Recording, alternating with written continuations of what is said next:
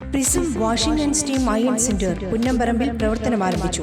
Thekkumkara panchayat president T V Sunilkumar ഉദ്ഘാടനം ചെയ്തു. നൂതന സാങ്കേതിക വിദ്യ ഉപയോഗിച്ച് വസ്ത്രങ്ങൾ വാഷിംഗ്, അയണിംഗ് എന്നിവ ചെയ്തു കൊടുക്കുന്ന യൂണിറ്റാണ് പ്രവർത്തനം ആരംഭിച്ചിട്ടുള്ളത്. പുന്നമ്പറമ്പ് സെന്ററിലുള്ള കളക്ഷൻ സെന്ററിൽ വസ്ത്രങ്ങൾ സ്വീകരിക്കും.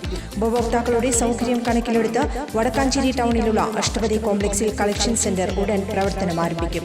ഇനി വാഷിംഗും അയണിംഗും ഒരു പ്രശ്നമേയല്ല. കൂടുതൽ വിവരങ്ങൾക്ക് 9645404445 എന്ന നമ്പറുമായി ബന്ധപ്പെടുക. ADGP അജിത് കുമാറിനെതിരെ DGPയുടെ നേതൃത്വത്തിൽ തയ്യാറാക്കിയ അന്വേഷണ റിപ്പോർട്ട് മുഖ്യമന്ത്രി പിണറായി വിജയന് കൈമാറി. ആഭ്യന്തര സെക്രട്ടറിയാണ് റിപ്പോർട്ട് കൈമാറിയത്.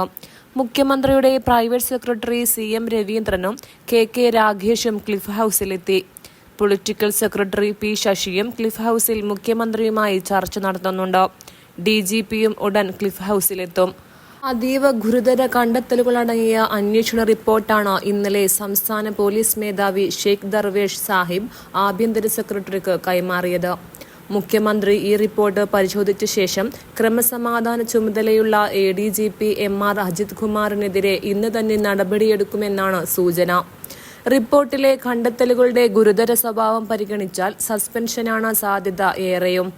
നടപടിയെടുക്കുന്നതിൽ DGPയുടെ തുടർ നടപടികൾക്കുള്ള ശുപാർശയും ആഭ്യന്തര സെക്രട്ടറിയുടെ ശുപാർശയും നിർണായകമാവും. ഇന്ന് തന്നെ നടപടി സ്വീകരിച്ചാൽ CPI അടക്കമുള്ള ഘടകകക്ഷികൾ മയപ്പെടും. തിങ്കളാഴ്ചക്കകം നടപടിയെടുക്കണമെന്നാണ് CPI ഇതിനോടകം നൽകിയിരിക്കുന്ന അന്ത്യശാസനം. നാളെ നിയമസഭ വീണ്ടും സമ്മേളിക്കുന്നതിനാൽ പ്രതിപക്ഷം ഈ വിഷയം അടിയന്തര പ്രമേയമായി കൊണ്ടുവരാനുള്ള സാധ്യതയും കൂടുതലാണ്. ഇന്ന് തന്നെ നടപടിയെടുത്താൽ പ്രതിപക്ഷത്തെ നിയമസഭയിൽ നേരിടാൻ മുഖ്യമന്ത്രിക്ക് കഴിയും. News desk anytime news. കൂടുതൽ വാർത്തകൾക്ക് ഞങ്ങളുടെ ചാനൽ സബ്സ്ക്രൈബ് ചെയ്യുക. ഫേസ്ബുക്ക് ഫോളോ അപ്പ് ചെയ്യുക.